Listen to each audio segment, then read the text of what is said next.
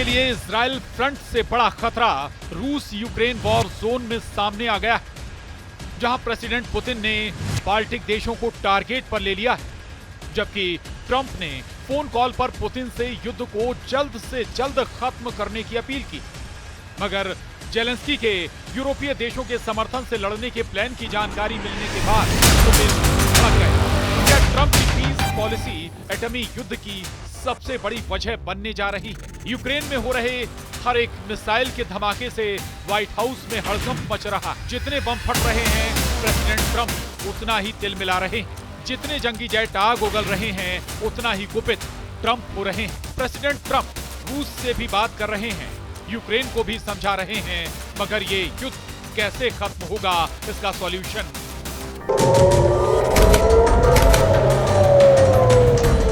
अब तक नहीं मिला। इसी उलझन में ट्रंप ने पुतिन से फोन पर बात की और उन्हें बारूदी संग्राम को समाप्त करने के लिए कहा। सवाल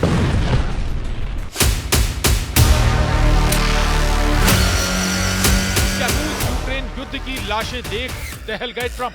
क्या पुतिन से फोन पर बोले ट्रंप बंद करो अब युद्ध? क्या जेलेंस्की का ऐलान राख में मिलेगा क्रेमलिन?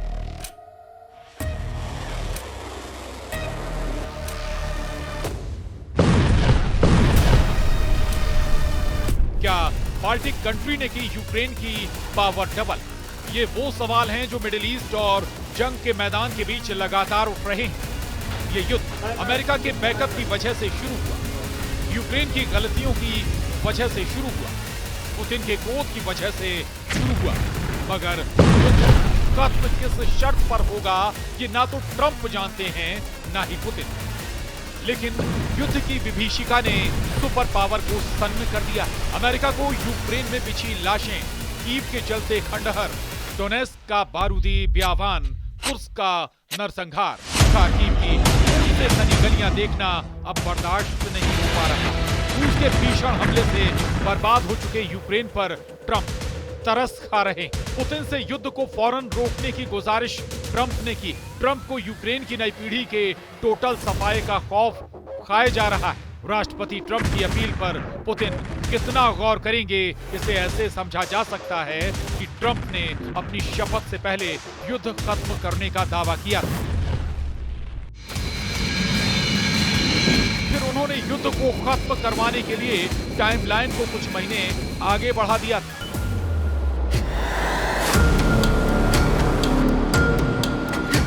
लेकिन उनकी किसी भी बात का असर पुतिन पर पड़ा नहीं। यूक्रेन पर पहले से कहीं ज्यादा और भयानक हमले रूस की सेना ने शुरू कर दिए, जिसके जवाब में यूक्रेन भी रूस में घुसकर हमले करने लगा।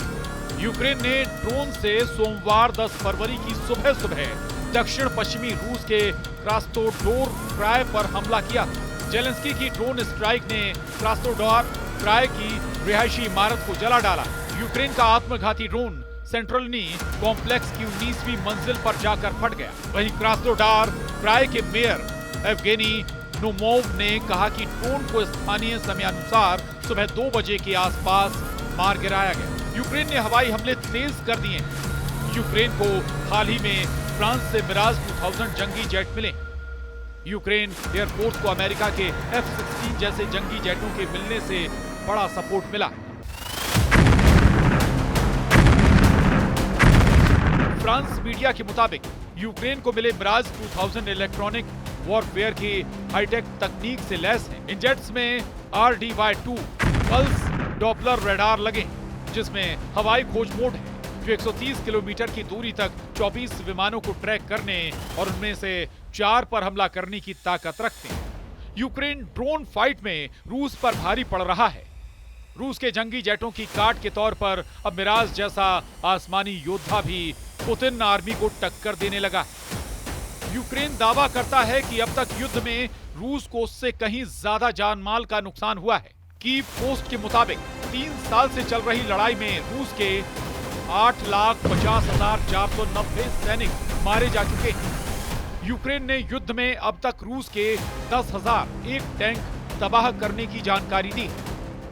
जेलेंस्की आर्मी दावा करती है कि युद्ध में रूस के 22,879 तोपखाने बर्बाद किए गए।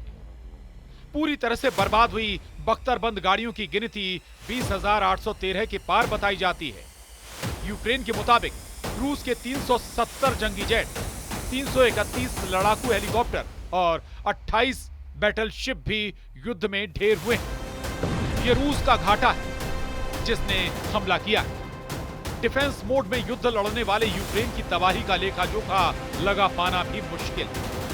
पुतिन ने 3 साल में आधा यूक्रेन खंडहर बना दिया है। कई शहर जलकर राख हो चुके हैं। कई शहरों में सिर्फ कब्रिस्तान बचे हैं, मगर यूक्रेन फिर भी युद्ध में डटा हुआ है। इसकी वजह अमेरिका की मदद है, यूरोपीय देशों से मिले हथियार हैं। पुतिन के खिलाफ कई देशों के समर्थन से जेलेंस्की अब तक लड़ाई में बराबर की टक्कर दे रहे हैं। रूस को झटका देते हुए बाल्टिक देशों ने एक बार फिर बड़ा फैसला किया। बाल्टिक देश एस्टोनिया, लातविया और लिथुआनिया ने रूस और बेलारूस के साथ दशकों पुराने ऊर्जा संबंधों को तोड़ दिया है। बाल्टिक कंट्रीज ने रविवार को यूरोपीय पावर ग्रिड से कनेक्शन जोड़ लिया है। यूरोपीय आयोग की अध्यक्ष उर्सुला वान डेर लेन ने इस कदम की तारीफ की है, मगर पुतिन बाल्टिक देशों पर भड़क गए।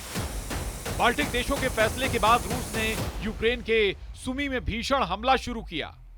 सुमी में रूस ने ड्रोन स्ट्राइक कर रिहायशी इलाके को जला दिया। हमले में 3 घर और 21 कारें जल गईं। राहत बचाव की टीम ने हमले के बीच 65 लोगों की जान बचाई। रविवार रात से अब तक रूसी सेना ने यूक्रेन पर 83 ड्रोन से हमला किया, जिनमें से 61 को यूक्रेन ने मार गिराने का दावा किया है।